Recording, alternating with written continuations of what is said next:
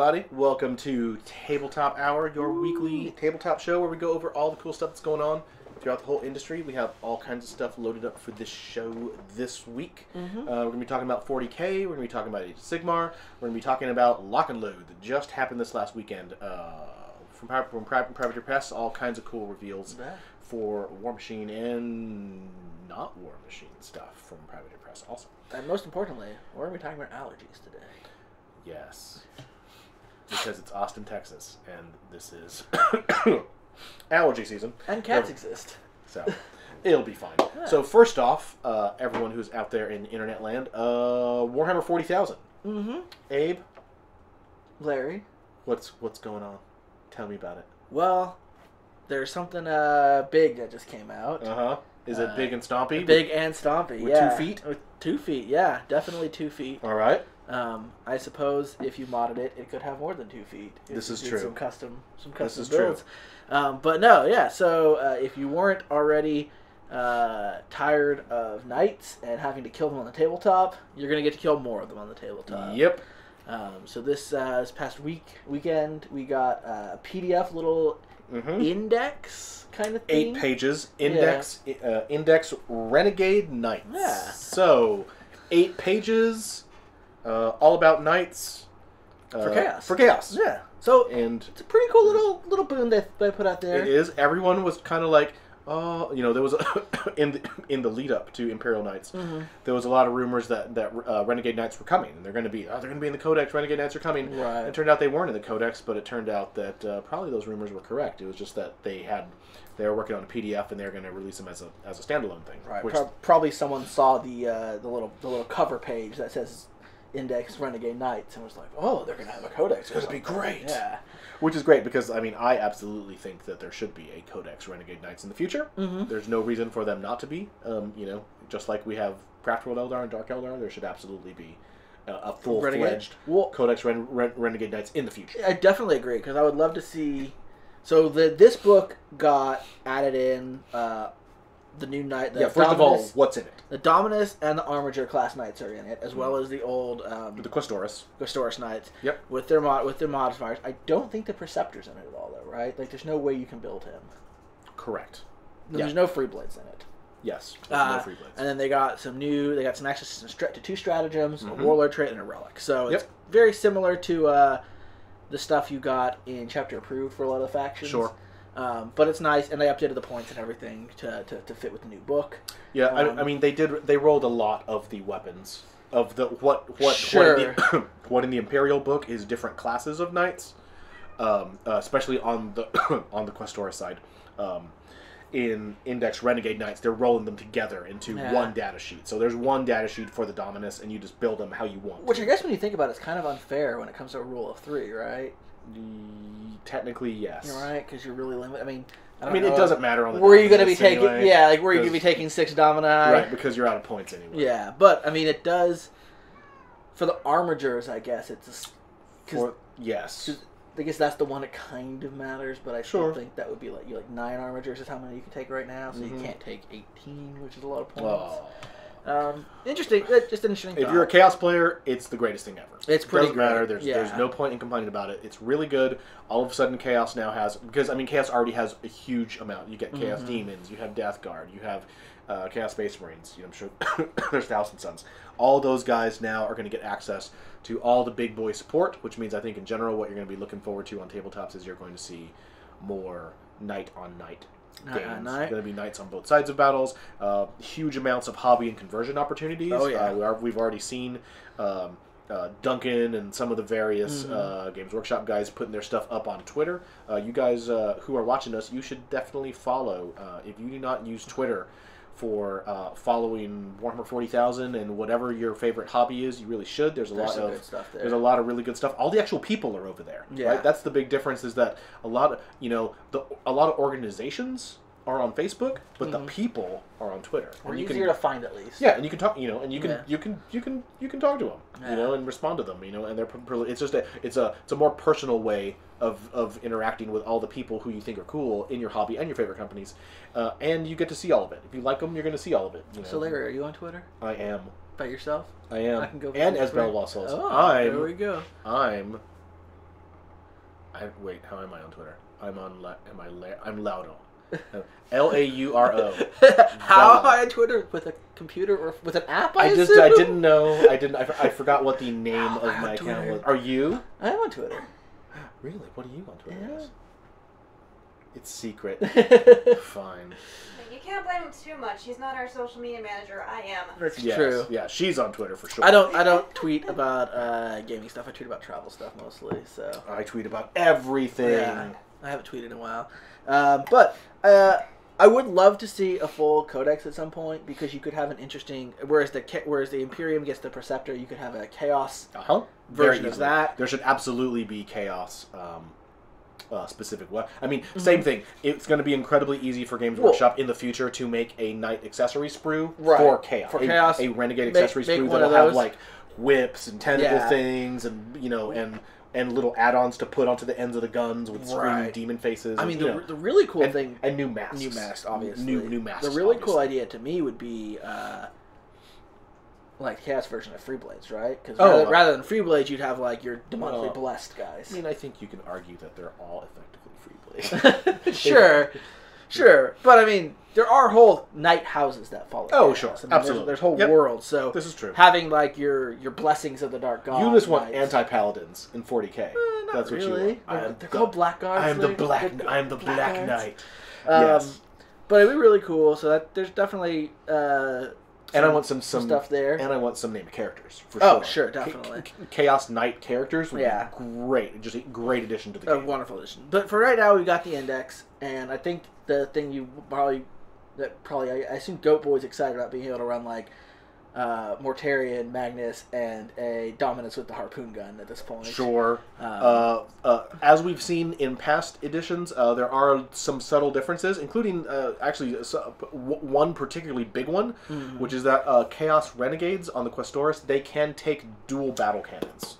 So they can take dual battle cannons. Dual rapid fire battle cannons. So that's 4d6 shots, which is really rough. I mean, that's a really rough build, right? That's like 2 Holy Russes. Not talking to you. And you just have to bring it. You just have to make everything. Everything by the Astronauts. It all has to come back to the Astronauts. Well, it's about the same point cost, and they're Ballistic Skill 3. Sure. So it's actually not. It's not a bad. And then they tougher.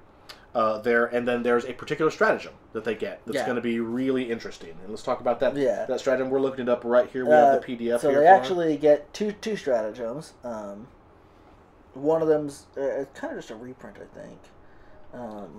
So Rotate Ion Shields is one that the normal that's not the big has, one. Yeah. Which adds +1 for command points you can add to your invulnerable save. Right. Yep. Which is great. It's very useful. Very cool. And the other one they have is Trail of Destruction. It's two command points. Use a stratagem when you choose a Questor Traitoris unit from your army to make attacks in the shooting or fight phase. So it can be used in either phase. This is important. Until the end of the phase, you can reroll all failed hit rolls for this unit. Yes. That's pretty crazy. Now, consider that on a Questoris Knight with, say, 2 rapid-fire battle cannons. It's going to be rough. In fact, one of the lists that is already being theorized about for the Chaos Space Marine players out there in the meta are definitely licking their chops over this, because they're thinking about things like, say, cultist-heavy list, choose your flavor of Space Marine Legion. You want fearless, anything that'll keep your cultists on the board as long as possible, and you have massive cultist hordes surrounding 3 Questoris Knights that all have double battle cannons with Trail of Destruction, and that's just gonna be ugly. That's just a lot. That's 12d6. Right? Sure. I mean, you can only use it on one of them, right? Okay. Still. Yeah. It's a lot. It's a lot of battle cannon shots a turn. There's a lot of battle cannon shots. That's going to be rough. I mean, you can use that on your Dominus class, which get a lot of shots. And because you can use it in the shooting or the fight phase, if you, for instance, have one of your normal guys with the cheap loadout with the gauntlet and the sword. Sure. Right? Yep. So Your knight errant. they're not errant. They do get the Made for special close combat. rule Yep. that if they have those, they get +1 attack, and they go up to, 5 attacks, Yeah. and they go up So to Chaos skill absolutely 2. has its own version of errants. Yeah. Which is going to be great. I mean, if you're stomping with that, that's 15 attacks. Uh-huh. So, well, they hit on 2, so is it worth re-rolling everything with that? Who knows? But if you want to make sure you get 15 hits, right? Yeah. Or especially if you're fighting anyone who has a -1 to hit and you need that re-roll, things like that. It's a big boon. It's a big boon to make sure that your Thunderstrike Gauntlet's going to hit, and just because you do have a -1 to hit with the Thunderstrike Gauntlet, so you can re-roll your attacks with that and make sure you can just plow whatever you're hitting. Yeah. So all in all, that's a really good stratagem that you're going to see them using all the time in that list. They also get a Warlord trait and a relic. Let's talk about those. Yeah, so the Warlord trait, they don't get a faction rule, right? Okay. That's the one downside. There's no... I mean, it is just an index. Yeah. PDF. It's not a full There is no codex. faction or sub-faction rule. But they do... What do you got? Warlord trait right there. You're right. Right there. Yeah, I'm just reading this. Read it. Infernal Quest is the one.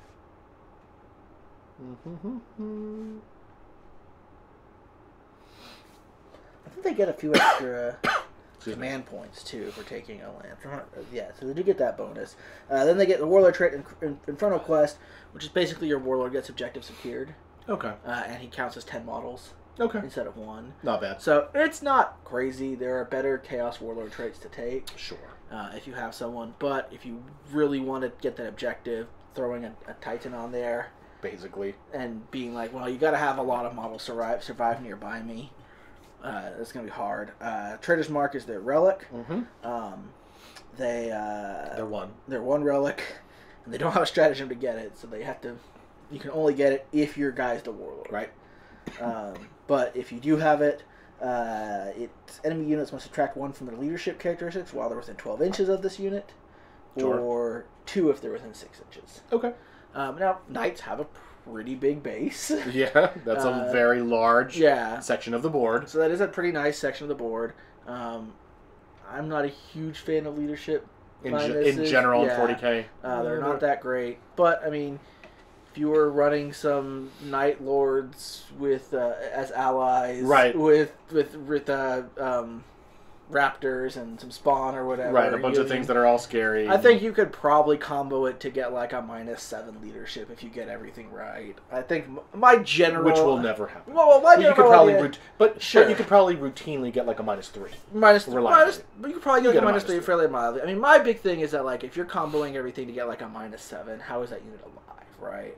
Sure. If it is surrounded by your entire army, it should be dead. You shouldn't be waiting for the leadership to affect it. But especially if you were just running an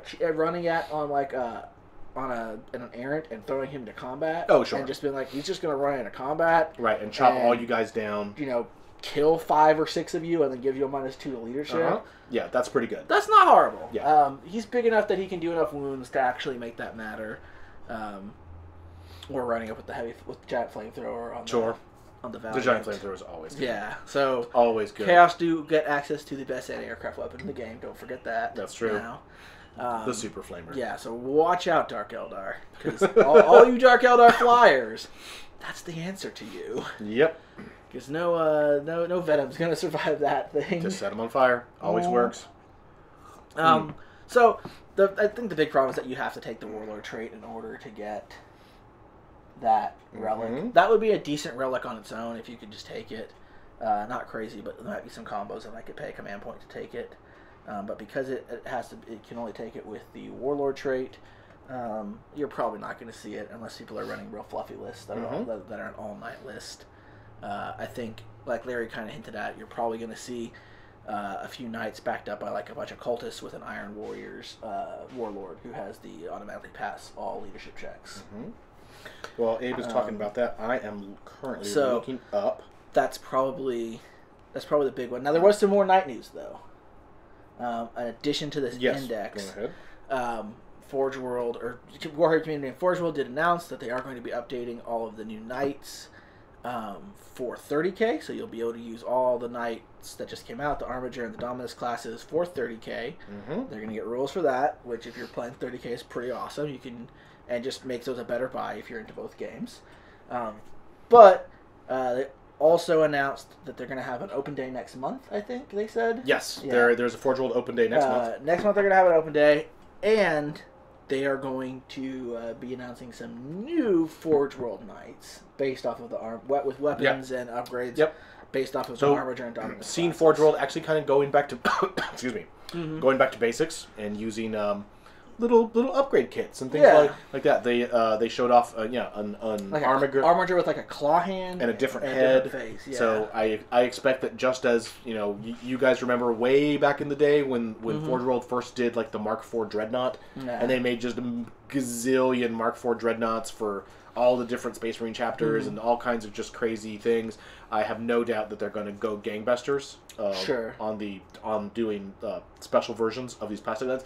The Armiger is also a particularly good basis for that because it's small. It's small, yeah. So those are going to be relatively inexpensive upgrade kits. Right. Well, and they'll be able to make a lot of them. A lot of different ones. And they've already made a lot of upgrade kits and big modifications for the basic knights, right? Yep. You've already got a lot of that, so it's no surprise really that they're going to do those for these new knight chassis. And it wasn't 100% clear to me whether they would initially just be for 30k or whether they would be for 30k and 40k. I assume it's going to be for both. I would assume it at least at some point. Definitely in this day and age with what we've been seeing over the last couple of weeks, Forge World definitely seems to be, they are now getting on the bandwagon of everything needs to be released for 8th edition. We're starting to see, some models that have only been around for 30k are now getting 40k rules.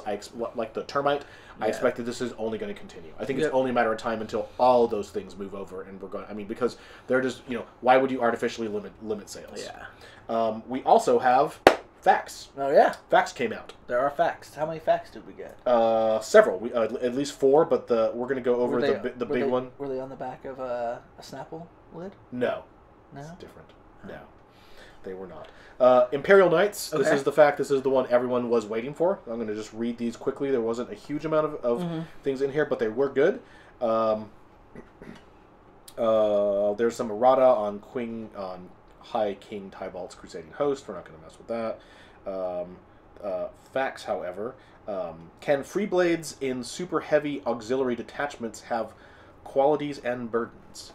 Yes. Okay. So if you take one free blade, which is how you should take them, yes, they can in fact be free blades. That's good. Which is very, very good.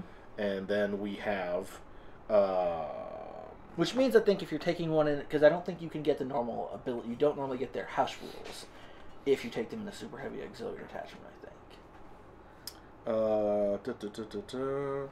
Do models with House Raven's Relentless Advance Tradition suffer penalties to their hit rolls for advancing and firing heavy weapons? No. These weapons are treated as assault weapons when such models advance, and these models ignore penalties to their hit rolls for advancing and firing heavy weapons. Sure. That is a good one. Here is the big one, is we're going to change... we're going to, on page 89, High King Tybalt's Crusading Host, change the last paragraph to read. This is the paragraph that is talking about exactly how you actually gain command points from the army. Yeah, go ahead and look at page 89. How you gain command points for taking different detachments, and that is actually a big deal. Page 89? What it says, page 89. High King Tybalt's Crusading Host, change the last paragraph to read. Is it totally wrong? It's not even in this. I think that particular one is gone. I think... Yeah, because this is... All right, here it is. Oh, wait.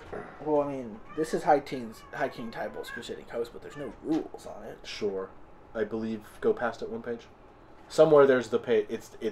They messed up. It's supposed to be this. It's the how do you actually gain command points. And here's the big one, is that on the gain command points. All right.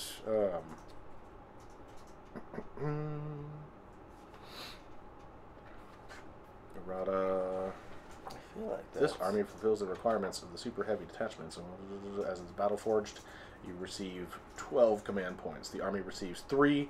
I'll just read the whole thing. Oh, it's where they're talking about the sample army that's in the picture, and how it gains command points. Oh, okay. So it is about that. It is about that. So it says, this army fulfills the requirements of 2 super heavy detachments. Sure. And 1 super heavy auxiliary detachment. As it is also Battleforged, you receive 12 command points. The army receives 3 for being Battleforged. High King Tybalt's detachment contains 3 Titanic units, so contributes 6 additional command points. And then the Baron Capulin's detachment contains a single Titanic, so it contributes another 3. And Sir Hector is in a super heavy auxiliary, so he contributes 0. Right. Ta-da! I am trying to find out the thing that everyone was talking about, and I cannot find it right now, because apparently they changed right there. All right. Page 106. Right. So this is the actual thing that changed. This is that the one big was just, yeah.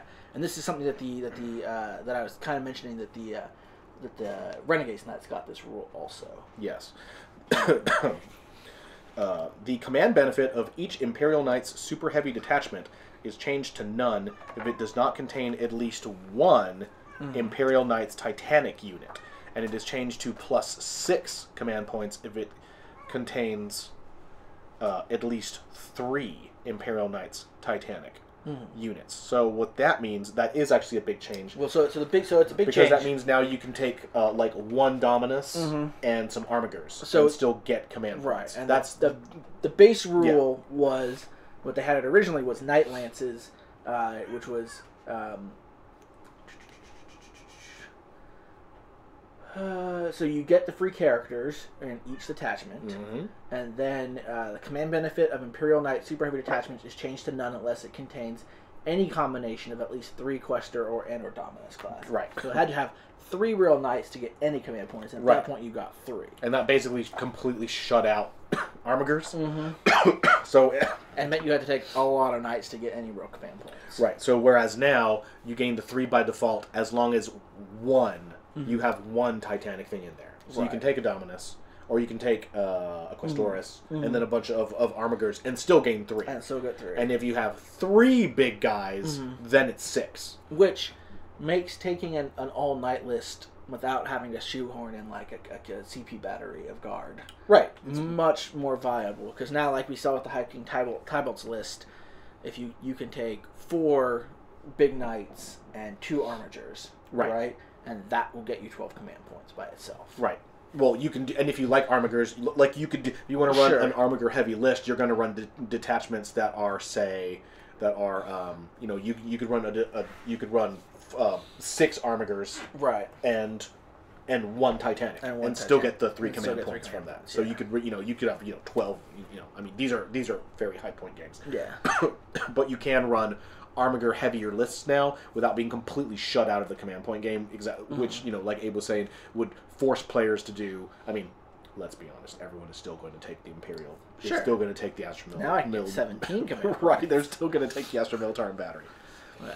But it does eat up a detachment. It does. It does. So, at some point you're like, do I want it or not? But it's a lot of command points. That's a lot of command points, I mean, 12 command points is a good amount, right? That's true. If you're taking 12 command points, do you need 17 command points? Well, it's great. Sure. The Dark Eldar would say yes. Yeah. Goat Boy is wrong, by the way. Agent's Effect is the best stratagem. It's not overpowered. And everyone needs an Agent's Effect. Rather, it's only overpowered because they're the only ones who get it. So I would agree. Goat Boy is wrong about that. Yes. Agent's Effect is. I do think that it is just kind of the. And Goat Boy's just salty because his army only works if one stratagem goes off. And this is true. And he lost to some Dark Eldar. This is true. So everyone go razz him. It's okay. He can take it. He's strong. And just remember, BoLS has many authors, and we have many opinions. Goat Boy is strong like goat. He is strong like ox goat. like ox goat. I mean, goats pulled Thor's chariot, right? He's got 2 goats that pull that, so you got to be pretty strong. That's true. That pretty much wraps up 40K. 40K, yeah. I mean, we've obviously, we're all still looking forward to see what the Orc and Space Wolves Codex is going to have. We have rumors. Oh, yeah? Some quick rumors? Let's not forget, we do have rumors. Definitely we know that the next things that are coming out, Games Workshop has already announced it. We know that Orcs are coming at some point, Space Wolves are coming at some point, and a mystery codex is coming at some point. Oh, shocking! Oh, mystery codex. I'm really hoping that it's like a mystery date, that they bring back the third edition Space Wolf Codex cover for the new Space Wolf Codex, because he's topping the orc head off, and that would be perfect with them coming out when orcs come out. Oh, I was thinking you wanted them to bring back like one of the really old codexes that's just been out of the game for a long time. It's going to be like a special edition Codex Beastmen. They could bring back Codex Assassins and put it in White Dwarf. Sure. I want the Codex. And then that would pretty much invalidate the last of the... You would no longer need the index books. That's true. That's not going to happen. I want Codex Imperial Beastmen. Everybody wants Codex Imperial April Beastmen. 1st, 2019. Sure. Heard it here. Sure. So we've had some rumors are coming in. 2 major things that have been floating around for the last couple weeks. One very, very brand new, which is that some kind of initial info came through on Space Wolves. Not a terrible amount of meat with those rumors, but sounds very much like the other Space Marine codexes.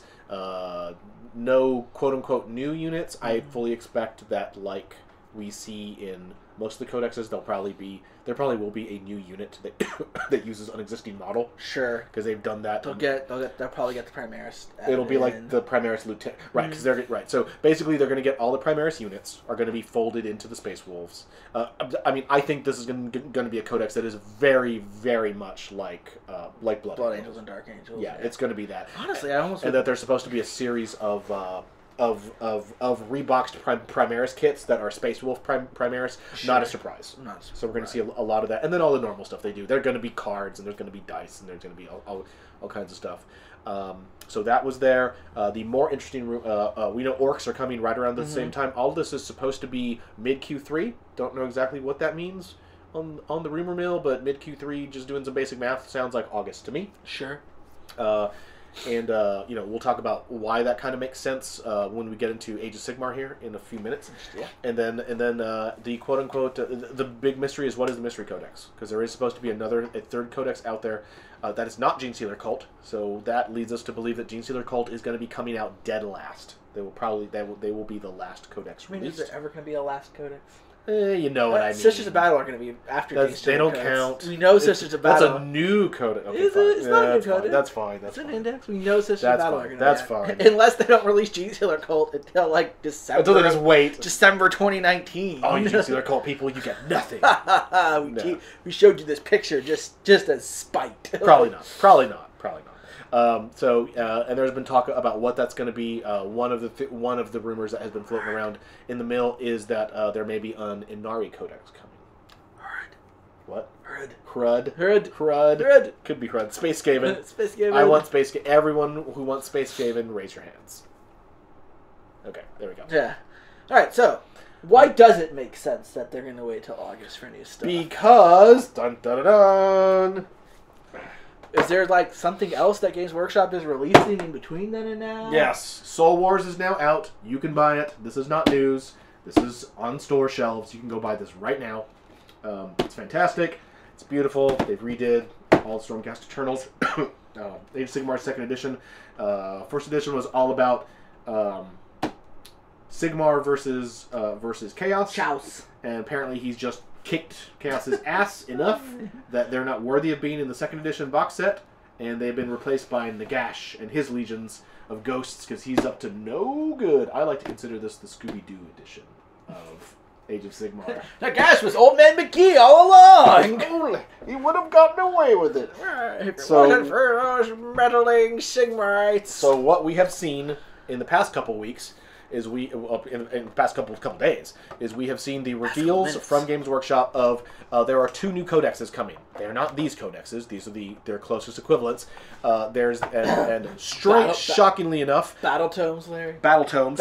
They are the Battle Tomes for the 2 armies that come in this.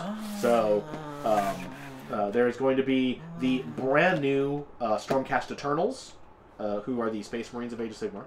So this book. So this book, goodbye. Bid it adieu. It will be replaced with the new one, which is basically going to be that with all the new stuff probably that's in this box set, and then new stuff on top. Maps. On top of it, maps, all kind of cool stuff, a lot more lore. We'll see. We will. That has been announced. That is supposed to be hitting. That's going to go up for pre-release this Saturday. So more crossbows. We'll have a lot of stuff to talk about that. More hammers, less in the days ahead. More crossbows, hammers, more maces. Lots of hammers, maces. Crossbows and maces. Less hammers and axes. Yes, and bows. Yeah. Crossbows, not normal bows. And then we have Night Haunts, which is strangely enough this. So this is a good time to be a undead player in Age of Sigmar because they didn't get pretty much any love for the first 2 years of the game, 2.5 years, and then they had to just kind of just survive based off the Grand Alliance Death book, which was the thinnest and tiny. It was like $15. I mean, it was just not much was in there. It basically brought over all of the pretty much vampire counts. Yeah. Old Warhammer Fantasy vampire counts moved over. By Tomb Kings. And then they brought Tomb Kings has gone into a better place. You know what I think happened to the old world. I think all the Tomb Kings were they mined all their bodies, and that's the Stormcast Eternal. I assume that all the Tomb Kings it's all gold. All the Tomb Kings are slumbering on their tomb worlds until the Great Awakening, and they begin rising against the Imperium Man in the 41st millennium. Oh, that's nice. Right? I see what you did. Right? That's nice. So after 2 years, we just recently got this book. This is Legions of Nagash. This pretty much replaced Grand Alliance Death with Nagash and the Mortarchs and all the sexy models, everything that was old vampire counts, the Black Coach, all of that. So they got their new edition with relics and all their traits and everything. So they got this book not that long ago, and we're just about to get Night Haunts, which is going to replace it. Well, sorry, it's not going to complement it. Complement it. Yes, it will absolutely not replace it. And Night Haunts is the all ghost all the time army. Ooh. So I'm afraid no ghost. It is going to certainly contain every last model that is in this book, which if you count them up there's like 8. There's I think 6 to 7 different units. Yeah, in there's here. definitely some new stuff. So there's going to be stuff in there.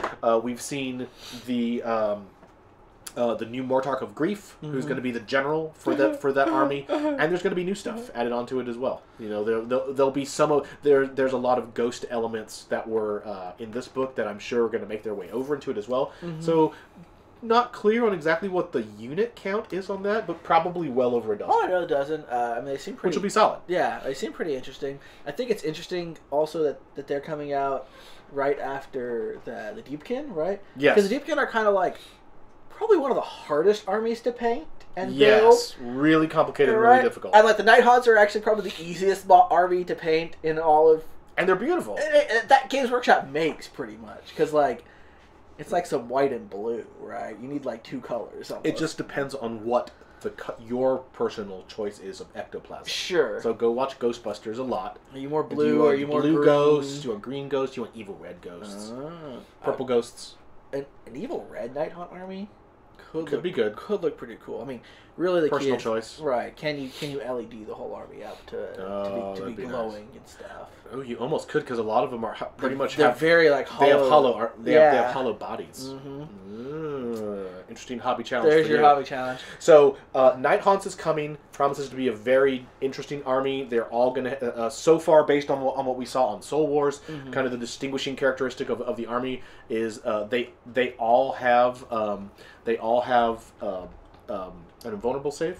Well, they're save. like ethereal. Yeah, because they're ghosts. And they fly around. Yeah, and they're pretty quick, obviously. and they ignore terrain, which is great. They have super badass elite units. They have popcorn filler units and everything in between. We've seen 2 new generals. There's the general who's in this box set, and there's a brand new one that was just revealed today. Who's a big, huge. We'd actually seen him he was first revealed at Warhammer Fest last month in the promo video. So we've seen there's an all new Black Coach that looks really nice. And there's an all-new, general on like a big winged undead stallion. I'm trying to think at this point, if you wanted to, how many Age of Sigmar armies could you build that were all flying? 100% flying. Because Carriage Overlords fly. Nighthawks fly. 100% fly. Yeah, I think. Can you build an all Daughters of Cain list that flies? No. No, I don't think so. They have those flying. I mean, you but... could. I mean, you could do all harpies, but they wouldn't. It wouldn't be good. I had in Deepkin. I think you can get like all flying. I mean, they're arguably flying through the ether water. They are. Well, a lot of their models. I mean, all the big stuff flies. Where is Stormcast Eternals? I do want to talk a little bit about Stormcast Eternals because the Stormcast Eternals. Like I said, we're going to be seeing a lot more about these guys. We're going to have tons more to show you on the actual codexes when they show up. Mm-hmm. They go up on pre-release on Saturday, so check back with us next week. We'll probably have a whole bunch to talk about those new codexes. So, Stormcast Eternals, really quick. Games Workshop has cranked out a tremendous amount of variety in the Stormcast Eternals range. And yet somehow they all look the same. Yes. And there was the initial Summer of Sigmar when Age of Sigmar was launched, where they pretty much did like 8 weeks of non-stop Stormcast Eternals. Then we had another, when the second edition Codex was released, they did a whole nother release wave of them. That's where you got kind of a lot of the secondary units. You got more of the wizards. You got the guys riding the kind of the more avian mounts. Sure, yeah. You got the Lords on Star Drakes. Just a whole bunch of new units came in. There was a whole second release, and now with Soul Wars, this is effectively the third release, right? Yeah. It's definitely the third book, but just in this unit, we're seeing an entirely new chamber. There are 6 new units in here, and we've already seen more on top of these released, teased from Games Workshop. So I guess the point I'm getting at is that this book already had a unit count in the 30s, right. So we're going to see this army is probably going to go up into the 4. I mean, Stormcast Eternals 3 years, into Age of Sigmar's lifespan. This is a large, full-fledged army. I mean, it's not just they're not simply analogous to Space Marines and Warhammer 40,000. I mean, they really are. You can build a tremendously large, giant Stormcast Eternals army, and every model with all kinds of different units. Right, every model's within the last 3 years. Yes, there's no old all the other large armies in the game have weird holdover units that have been with them for 20 years. Right. Whereas this is maybe they haven't been updated, or they've been updated, but they're grandfathered into the army. Almost, but yeah, this is a full-fledged army. 40+ units, all new, all plastic. So. I mean, whatever your opinions are on Age of Sigmar, I mean, a very impressive feat. No, so definitely. I'm definitely interested to see in the second edition book they started to go a lot more into the background and fluff of the Stormcast Eternals, how they're built, and kind of the weird duality of as they start to kind of lose their minds as they get killed and are reforged, and you get to see all the different the classic Space Marine look. Sure. You're getting all of the different cadres of Stormcast Eternals, and in this codex in second edition, several of them had special rules. And so I'm really looking forward to see how much more they're going to push that. How many, not just how many new units, how many new lore and fluff and all that. Yeah, and factions and rule. Sure, exactly. What are we going to see with the factions and sub-factions? Yeah. So, I do think, model-wise, the new ones from Soul Wars, even though they're semi-similar to the old models, they've done some decent job of actually making these a little more distinctive. They're wearing more tabards and stuff like that. Sure, they do look different. These are the more like Dark warrior monk. Yeah. Wave. They all have tabards. They have cloaks. They're using maces. Yeah. They're not using axes and hammers anymore. So Age of Sigmar, we're right in the middle of Age of Sigmar 2.0's launch. There's going to be weeks of releases. Weeks and weeks of releases coming for that. And we're going to move on now. So to our third topic. Hey, where are you going? JR's coming in. Oh my gosh, who's here? JR. It's JR. Come on, JR. Why, hello, everyone. Hello, everybody. Alrighty. And our third topic is this last weekend, the other big, huge, giant monster game in the industry that, everyone's talking about. Gravity Press. Yes. Gravity Press, and they had their big annual event / tournament / press reveal, whatever you want to call it, Lock and Load. Lock and Load, a game tournament and festival. Yep, Lock and Load 2018 was just this last weekend, and all kinds of news came out of it, and JR is here to tell us all about it. Yeah, there was some pretty big and exciting stuff. Whether you are a fan of like high-level tournament play, this was sort of like where the big... They have the Iron Gauntlet, which is like a big world championship for Privateer Press and that sort of thing. Or if you just like playing the game and are excited about new things, a lot of cool new stuff got announced here. And so first off, they gave an overview of what Monster Apocalypse will be like. There was a video, Your First Crush, talking about your first time destroying a city, which was pretty cool. But then they teased a whole new faction for War Machine. And for War Machine specifically, I believe, not Hordes, but they are releasing the Infernals. So what are they? What are they about? All right, so the Infernals, I had to go like dig some up because they're only sketchily mentioned in the War Machine lore. But if you look through back in the Monsternomicon, they're this like it's sort of shadowy group of like I guess demons you would call them, but they gave magic to humanity in exchange. Yeah, they gave magic, so that's the reason that there are warjacks and warcasters and all of that stuff. They gave that to humanity in exchange for some unspecified price, and now they're coming to collect it next year. That sounds totally fine. Yeah, absolutely, nothing to worry about. Everything's gonna be fine. You're just gonna pay like a debt that it's like some cookies. Yeah, it's like Santa cookies or something. And there are a few infernal models out there. There's like the infernal curator and infernal assassin, and they're these like sort of almost freakishly tall, thin, clad all in black and white masks figures. Good. They have some kind of Lovecraftian-esque monstrosities that lurk with them. But they're very interested in bargaining, especially with wizards for powers, and sometimes they'll take souls. And if you are a player of the Grimkin, then you know that the Wicked Harvest is them collecting all of the souls of evil people and wrongdoers and that sort of thing. And the whole reason they've been doing that is to try and stop this from happening. So this is all part of a big scale ongoing narrative. This is the next like huge step forward in the ongoing War Machine narrative.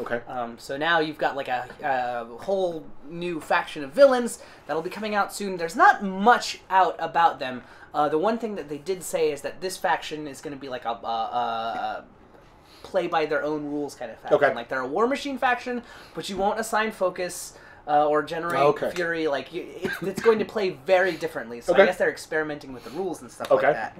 But more traditionally, they also announced in sort of the next wave of expansions for War Machine and Hordes called the Fires of War. And the Fires of War are the next like several releases of theme forces and new models. We've posted about them on our site.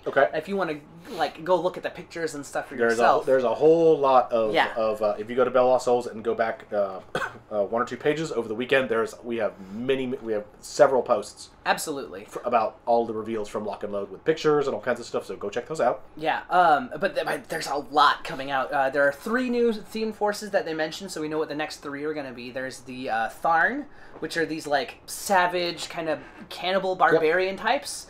They if you've played Skyrim and have fought the Forsaken, you know what you're getting into. This is the Forsaken, but scarier and with more evil magic. Or not evil, but brutal magic. There are the Scorn Immortals, which are kind of like... Oh, very cool. Yeah, like the Terracotta Warrior kind of ideas. The stone constructs. Yeah. With the souls inside them. This one is all about the stone constructs, which... Bless you. Sorry. Oh, man. No, I apologize. That's Austin. All of us Austin. are some level of sneezing right now. Welcome to summer, where it is too hot and humid to go outside, and the air is full of things that are actively trying to kill you. Yes. So, you also have the stone constructs that are full of souls and stuff. Yep. And then finally, they're doing a theme force for the Steelhead Mercenaries. Oh, very cool. Yeah, which is very cool because like those guys are really cool. Those guys are amazing. They take like construction jacks and things like that because they have civilian equipment that they've made military and made mercenary. And they have a lot of like old retired war jacks that that the actual kingdoms don't use anymore. Right. And then they have, and this release is seeing the release of a bunch of new artillery. Okay. So there's a lot of siege guns and volley guns and things like that. So if you want to blow up your enemies, these guys are the way to go. And aside from that, they previewed some of the new models that they're releasing. They're releasing a lot of solos and command attachments. Okay. For pretty much every faction out there, like Menoth is getting some love. Sigmar is getting some love. Okay. There's a whole bunch of stuff. They talked through some of the new like colossals they're developing. We saw this like big runestone thing for the Circle Orboros. Okay. There's a ton of cool stuff coming out if you are a War Machine or Hordes player. And if you're not, but if you like the Iron Kingdom, or I guess even if you are, there's still more that they announced. They also talked about a new game, I guess a side or specialist kind of game that they're making called Riot Quest. Okay. And this one's kind of interesting to me. Like, I don't know about it. I will say, like, it seems like a skirmish game. And they already have a skirmish game. But what's interesting about this one is that it sounds like it might be a little bit like Mordheim. Okay. Because, like, you're sending a band of scavengers into a ruined city to try and find treasure, you know, but it's... Or Frostgrave. Or exactly. Exactly. Very, very, very similar. Yeah. And I love... I have never played Frostgrave, but I have played Mordheim. Those kind of... I mean, we're seeing all of those... Like, everybody's making those kinds of games now. Yeah. From Frostgrave to Necromunda to... You know, there's just... Shadespire even. Shadespire. There are lots of... My group of scavengers is going to go into something to get stuff, and they're going to be fighting with other bands of scavengers. With your group of scavengers, which, you know, can be a ton of fun. It'll be very interesting to see how they do it. They seem to be going kind of we have a lot of larger-than-life characters routes. Did they talk about model count, roughly? They did not talk about what the model count for the game would be, but they did show off, like, 8 different models. Okay. So small. Yeah, it seems like all of them will be named, so you'll have like maybe two. My guess would be you'd have like 2 or 3 people to a team. Right. It'd be characters versus the other, like sort of an individual scale skirmish rather than a small squad scale skirmish, if that makes sense. Sure. Yeah. It's more about controlling characters, and that's most of the big announcements out of Lock and Load. The lists are as beady and mean as you expect from a War Machine thing. Like, it's all about putting together an unstoppable combo or getting your... and they showed off the winning list and the guys who made it into the finals. Yeah. We have that too. It was pretty intense. I watched a little of the finals and was like, oh right, this is why I don't play War Machine competitively, because I would be dead by now. By turn 2. Oh yeah. Out. They're super serious. Yeah, no, I remember the first time I played in a War Machine tournament, I like lost turn 1 my very first game. I was like, oh. And I moved this one, but dead. Yep, pretty much. That's exactly what happened. I mean, that's what you do. It's their page 3 screed is no guts, no glory. No winning. No, yeah, exactly.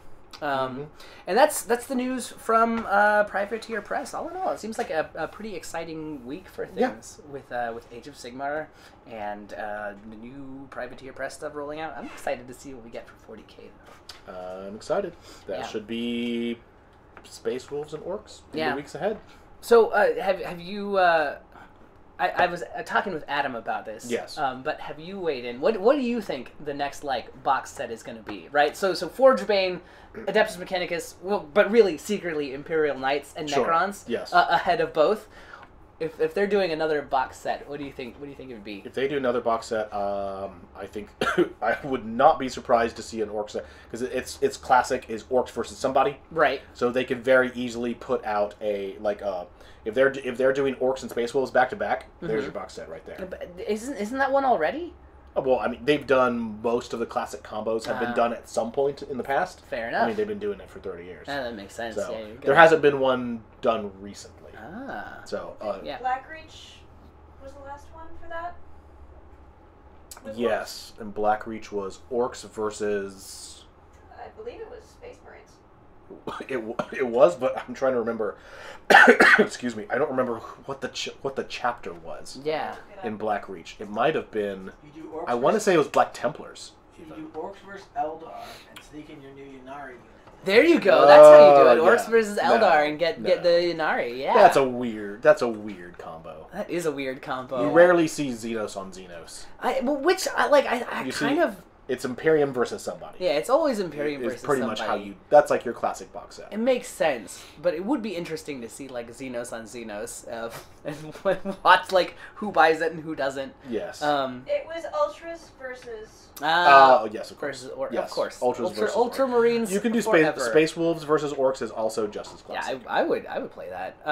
I have been reading up on the Space Wolf index to kind of get a feel for what they might be like. To prepare yourself. Yeah. Hey, someone's got to be able to. I am waiting for Orcs. Yeah. Orcs are not terrible. Mm-hmm. They're not terrible. They just need to be modernized. They need. Yeah.